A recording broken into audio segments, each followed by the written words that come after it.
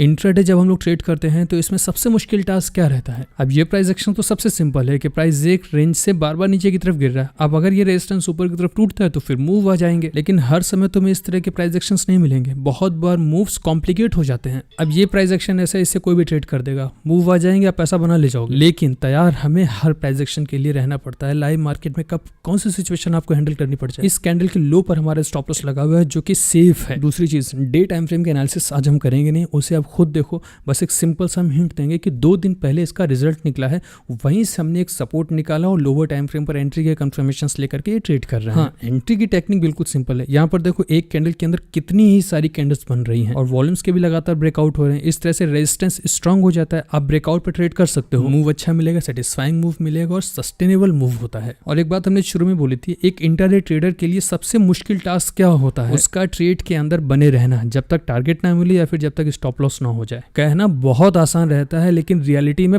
पसीने छूट जाते हैं लोगों के। अभी एंट्री के बाद से मूव तो काफी अच्छे हुए हैं। एनर्जी सेक्टर भी आज प्रॉपर मूड में है। लगभग 2 रुपये दूर हैं हम अपने टारगेट से। सिर्फ इससे पहले 20 बार ये बातें सुन चुके होगे आप। अभी जो हम बोलेंगे कि अपना सिस्टम फिक्स रखो। ऑप्शंस में जाने से पहले कैश मार्केट को बहुत अच्छी तरह से प्रैक्टिस करो, वॉल्यूम्स और प्राइस एक्शन को पकड़ो। अब इससे होगा क्या पता है?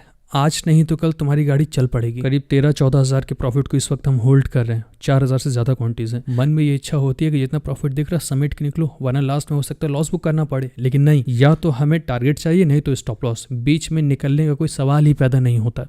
हम लोगों के बोलने भर की देर होती है। देखो ये उसी जगह से नाटक दिखाने लगा। साइडवेज से ये तो गिरने लगा नीचे की तरफ। ये सही नहीं लग रहा। बहुत देर से साइडवेज पड़ा हुआ है। ये बिल्कुल भी अच्छे आसार नहीं है इनके। पूरा एक्साइटमेंट हवा हो गया। बिल्कुल सही कहावत है, किस्मत से ज़्यादा तुम्हें मिलेगा नहीं। अब हम कंप्यूटर सिस्टम कर देंगे ऑफ, लास्ट में देखेंगे क्या होता है।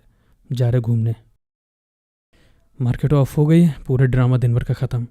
सट से हमारा सिर्फ स्टॉप लॉस ही लेने के लिए आया था, उससे नीचे ये गया नहीं है। सेम हरकत कल वाले दिन भी हुई। अब जो होना है सो होना है।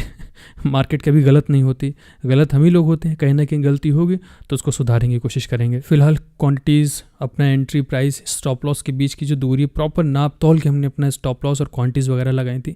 इसलिए जो लॉस है वो पूरा 5,000 का ही लॉस है। भी स्टॉप लॉस देख के बैठे हैं आज भी लगातार दूसरे दिन का। देखिए कल की ये हालत है। यहाँ पर स्टॉप लॉस गया, पूरे दिन मार्केट साइड में रही और अचानक से नीचे की तरफ डंप हो गई। आंखें तिल मिला गई थी हमारी। चार्ट को हमें एडजस्ट करना पड़ा, तब पूरी कैंडल्स हमें दिखाई पड़ी थी। 1:15 मिला था। स्टॉप लॉस हिट नहीं होता तो करीब 75,000 का प्रॉफिट होता है। बस यही सोचते सोचते सो गए कि अगर 75,000 होते तो क्या क्या करते।